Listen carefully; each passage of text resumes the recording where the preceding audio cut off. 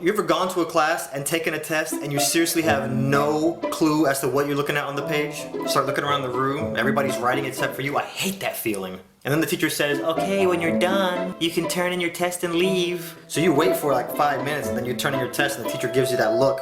You get the test back the next time you go to class and blow!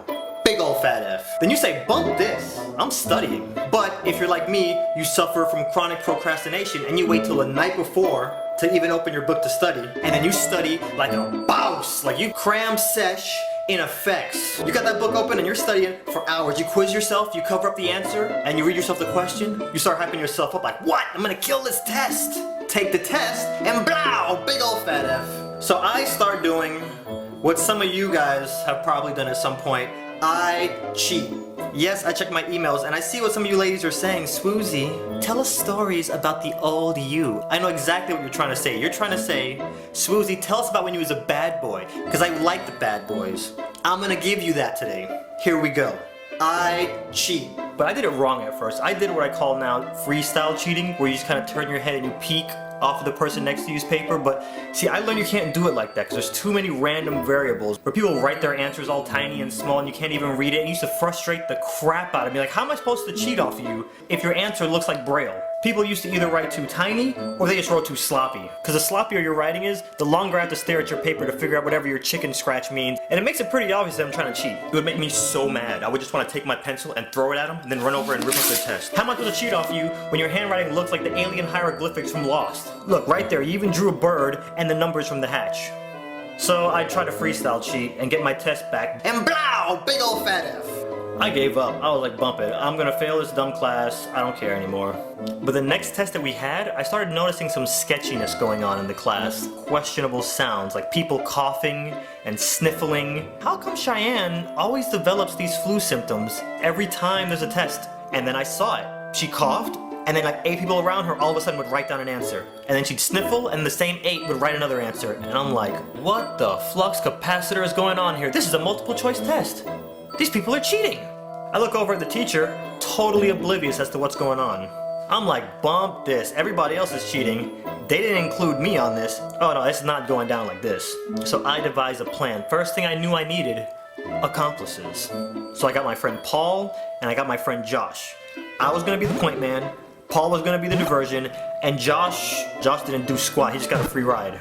So in history class, the day before we actually took the test, he would ask us some of the questions from the answer key. And I'd watch him real carefully. He'd go up to the podium, and he'd always take the answer key with him, and it was always multiple choice. And at the end of class, he would always leave the answer key up there. Alright, so then I get Paul and Josh and I explain my master plan to them. Blueprints, charts, and I go Michael Scofield Prison Break on these kids. So the day before a test, he gets up like he normally does, goes to the front podium, starts asking us a bunch of questions. The bell rings, he goes back to his desk. Now his name is Mr. Masters. Me and Paul, we give the little signal. Paul walks over to him and he's like, Mr. Masters, I have some questions about the Embargo Act of 1807. So then I activate phase 2. I walk over to the podium and I open up the answer key and flip to the questions that are going to be on tomorrow's test, and I start talking all loud. Okay, attention class, I'm going to read off all the answers to the test. B, B, C, D, A, B, B, D, C. Mr. Masters looks up like, what are you doing? I'm like, don't worry. Nobody's gonna hear me. Who's gonna sit here and memorize all these answers anyway? A, B, B, C, C, C, C. There's nobody here. So then he just shake his head and go back to answering Paul's question. Unbeknownst to the teacher, I've got a tape recorder tucked away in my pocket recording all the answers. Boom! It's not cheating. It's giving yourself a successful advantage. Like a boss. Me, Paul, and Josh meet out on the patio. It's time to memorize this bad boy. Take a wild guess what we do next. We turn those answers into a rap song. What? Let's go. B, B, C, yeah.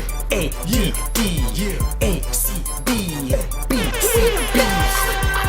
Next day we walk into class. We about to handle our business. Stone cold. Game face is on. It's go time. We all sit on opposite ends of the class because we know we're about to get A's. What you gonna do about it? You can't say nothing. But see, now when I start taking these tests, everybody thinks I'm crazy because I'm sitting there mumbling myself like,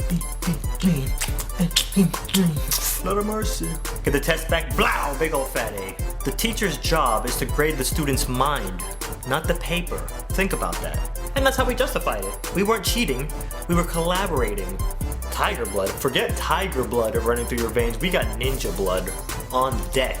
There was one more collaboration that went down, but if you guys promise not to do any collaborating / cheating in the meantime, I'll tell you guys that story in an upcoming